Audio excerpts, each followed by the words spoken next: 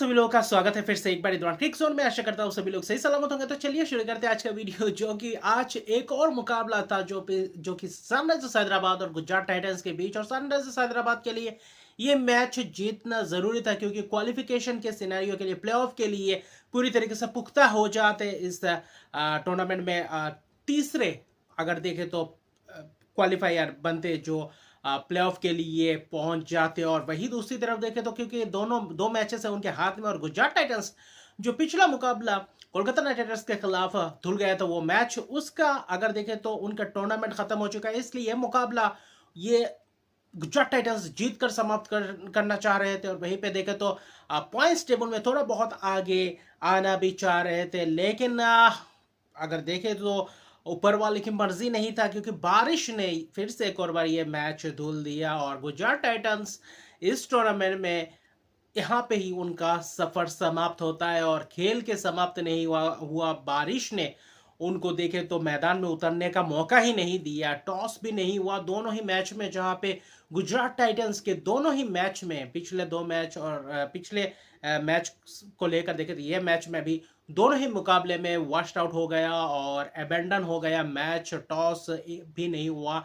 एक गेंद भी नहीं हुआ। हालांकि देखे तो हैदराबाद में ऐसा एक्सपेक्टेड था कि शायद थोड़ा बहुत खेल हो सकता है, जैसे कोलकाता नाइट राइडर्स और मुंबई इंडियंस के बीच हुआ था। मुझे लग रहा था कि शायद 10-12 ओवर का मैच आखिर में भी हो सकता है, नहीं तो 5 ओवर का बिल्कुल हो सकता है जैसे कि। लेकिन बीच बीच में बारिश दे रहा था, रुकने का नाम ही नहीं ले रहा था, इसलिए यह मुकाबला बारिश ने रद्द कर दिया है। और खास तौर पे इसका फायदा सनराइजर्स हैदराबाद को हुआ है कि ये प्लेऑफ के लिए पहुंच चुके हैं, तीसरे टीम बन चुके हैं जो प्लेऑफ में पहुंच चुके हैं ऑफिशियली, जहां पे 15 अंक हो चुके हैं 13 मैचों में। और ये मैच में देखें तो दोनों ही टीम को पॉइंट बांट दिया गया है, शेयर किया गया है, क्योंकि ये मैच धुल गया है, जिसके कारण दोनों ही टीमों को एक एक पॉइंट दिया गया है। और इसके तहत अगर आप देखें तो गुजरात टाइटंस को 12 अंक मिले हैं 14 मैचों में, और दो मैच खासतौर पे एक एक अंक मिला है। वही सनराइजर्स हैदराबाद भी कुछ खास इस मुकाबले में जीत के लिए जा सकते थे, लेकिन वो खुश रहेंगे कि क्वालिफाई हो चुका है, पुख्ता हो चुका है। एक अंक भले ही मिले, अभी दूसरे स्पॉट यानी कि टॉप 2 में रहने के लिए अगला मैच बहुत ही महत्वपूर्ण रहेगा, क्योंकि वहां पे खासतौर पे देखें तो उनका मुकाबला होगा पंजाब किंग्स के खिलाफ। और पंजाब किंग्स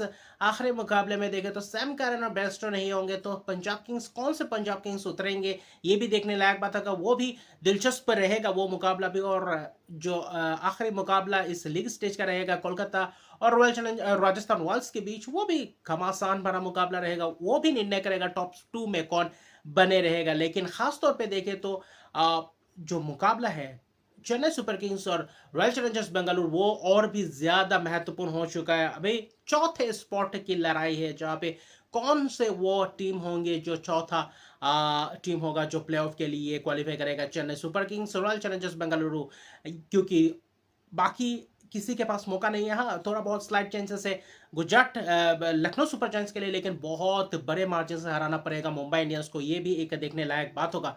वरना अगर आप देखें तो दिल्ली कैपिटल्स ऑफिशियली आउट हो चुके हैं, बाहर हो चुके हैं, क्योंकि अभी उनका कुछ भी हो पहुंचना नामुमकिन सा है टॉप 4 के स्पॉट में। लेकिन देखें तो वही दूसरी तरफ अगर खास तौर पे देखें तो लखनऊ सुपर जायंट्स भी बाहर हो चुके हैं, क्योंकि लखनऊ सुपर जायंट्स अगर जीते भी तब भी 14 अंक होगा। और चेन्नई सुपर किंग्स और रॉयल चैलेंजर्स बेंगलुरु के बीच जो भी मुकाबला होगा, खास तौर पे देखें तो नहीं, बेंगलुरु जीतेंगे तो उनके लिए मौका बन सकता है, लेकिन बहुत आउटसाइड चांस, बहुत परमुटेशन कैलकुलेशंस होंगे। लेकिन यहाँ पे मौका सिर्फ बेंगलुरु और चेन्नई के पास ही पूरी तरीके से पुख्ता मौका है। और यहाँ पे जो जीत अर्जित करेंगे, और कुछ मार्जिन्स भी दिए गए हैं, रॉयल चैलेंजर्स बेंगलुरु कितने मार्जिन से जीतते ये भी एक दिलचस्प रहेगा, या फिर चेन्नई सुपर किंग्स जीत कर दूसरे पायदान में भी पहुंच सकते हैं। तो अभी भी ट्विस्ट है, ये 3 मैचेस और भी रोमांचक बन जाएगा। लेकिन आज का जो मुकाबला है पूरी तरीके से धुल गया है। और बार बार मैं यही कह रहा हूँ कि रूफ टॉप, ये भी नया मैदान जो लगाया गया है, थोड़ा बहुत देखे तो खासतौर पे देखे तो पहले खुला हुआ था मैदान, और अभी फिलहाल रूफ लगाए गए हैं, तो वहाँ पे भी ऐसे मैदानों में आप यूज कर सकते हैं रूफ टॉप, जहाँ पे बारिश खलल ना डाले मैच में। वरना ऐसा मैच और ऐसा मजा किरकिरा सा हो जाता है। और वही देखने की कोशिश करनी चाहिए बीसीसीआई को भी आने वाले समय में कि बड़े-बड़े स्टेडियम में क्या उसका सुविधा लिया जा सकता है या नहीं। लेकिन देखें तो सनराइजर्स हैदराबाद तीसरे पायदान पे आ चुके हैं, लेकिन रन रेट में कोई बढ़ोतरी नहीं है। अभी भी रन रेट में थोड़ा बहुत पिछड़ रहे हैं, लेकिन फिर भी देखें तो अपना स्पॉट पूरी तरीके से सुनिश्चित कर लिया है इस मुकाबले में। और ख़ास तौर पे गुजरात टाइटंस के लिए ये निराशाजनक रहेगा कि मैच अगर दोनों मैच खेलकर अगर समाप्त होता तो शायद अच्छा रहता टीम के लिए भी और खिलाड़ियों के लिए भी। थोड़ा बहुत परफॉर्मेंस दिखाने को मिलते और बहुत सारे खिलाड़ियों को थोड़ा बहुत वापसी होते अगर आप देखें तो फॉर्म में। खासतौर पे रशीद खान जो टी20 वर्ल्ड कप के लिए नजर आएंगे, शुभमन गिल भी अपने बल्लेबाजी का मुजाहरा दिखा सकते, शाहिद सुदर्शन के पास भी मौका था, वही नूर अहमद और मोहित शर्मा जैसे खिलाड़ी, मैथ्यू वेड जैसे जो टी20 वर्ल्ड कप में खेलेंगे तो उनका बल्ला, मिलर का बल्ला थोड़ा बहुत चलने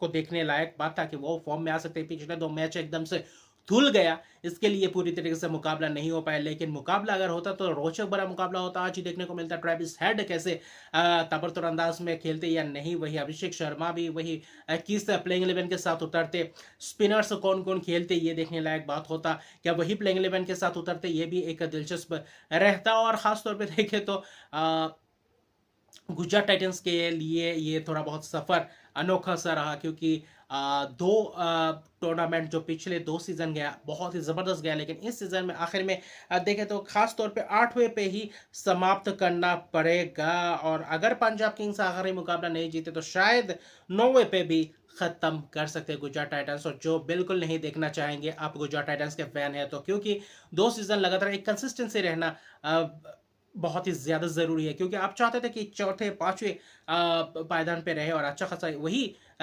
थोड़ा बहुत सोच में पड़ेंगे। क्योंकि जो गुजरात टाइटंस के भले ही ये 2 मैच को छोड़ दे तो पहले जो शुरुआती क्षण में जो बीच में 3 मुकाबले लगातार हारे थे, वही मुकाबला आखिर में पूरी तरीके से पिछड़ कर रख दिया। अगर वहाँ पे एक आध मुकाबला जीते, बेंगलुरु के साथ 2 मुकाबले हारे, वही दिल्ली के खिलाफ 1 मुकाबले हारे, तो वहाँ पे कुछ खास लगातार जीत अर्जित नहीं कर पाए। लगातार 2 मैच जीते ही नहीं इस सीज़न, तो ये बहुत ही बड़ी चिंता वाली बात था। इसलिए अगले सीज़न कैसे आते हैं गुजरात टाइटंस, किस माइंडसेट के साथ आते हैं, कैसे कौन सी खिलाड़ियों को रिटेन करते हैं, रिटेन पॉलिसी क्या रहता है, ये भी देखने लायक बात होगा। इस पहले आईपीएल समाप्त होने के बाद अगले सीज़न का पता चलेगा कि कैसे रिटेंशन पॉलिसी रहती है।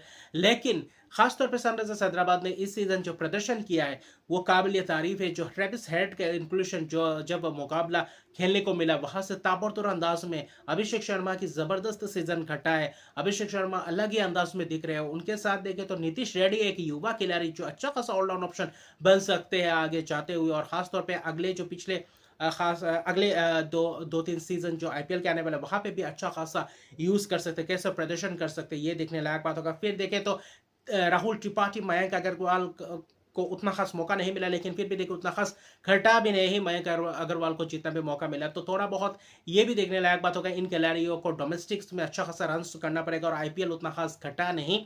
और वही दूसरी तरफ देखें तो जो गेंदबाज है भुवनेश्वर कुमार अच्छा खासा गया है सीजन, लेकिन फिर भी देखें तो विकेट टेकिंग ऑप्शंस में और भी ज़्यादा विकेट्स ले सकते थे, ये भी एक बात है। बंडा अच्छा खासा उन्होंने स्पेल्स डाले और ख़ासतौर पे देखें तो पैट कमिंस ने भी अच्छा खासा यूटिलाइज किया उन गेंदबाजों को। नटराजन ज़बरदस्त गेंदबाजी के विकेट टेकिंग लिस्ट में ज़बरदस्त विकेट चटकाए हुए हैं। वही ख़ासतौर पे देखें तो ज़बरदस्त गेंदबाज रहे सनराइजर्स हैदराबाद का, जो आने वाले समय में प्लेऑफ के लिए मददगार साबित हो सकता है। और वही देखेंगे कि डेथ ओवर्स में कैसे गेंदबाजी कर सकते हैं और कहाँ पे रोक पाते हैं ओपोनेंट को, ये देखने लायक बात होगा। बाकी यहाँ पे ये मैच धुल गया, मैच अबेंडन हो गया और ये मैच गुजरात टाइटंस बिना खेले ये टूर्नामेंट उनको ख़त्म करना पड़ेगा। उनका टूर्नामेंट समाप्त हो चुका है। अभी सनराइजर्स हैदराबाद क्वालिफाई कर चुकी है तीसरे टीम के तौर पे, लेकिन उनके पास मौका है कि टॉप 2 का स्पॉट पा सकते हैं या नहीं। वो आखिरी मुकाबला जो पंजाब किंग्स के खिलाफ खेलने के लिए उतरेंगे तब पता चलेगा। तो अभी के लिए इतने रहे। अभी तक मेरे चैनल को सब्सक्राइब नहीं किया तो मेरे चैनल को सब्सक्राइब कर दीजिए, लाइक शेयर कमेंट जरूर कीजिए। तब तक के लिए गुड बाय।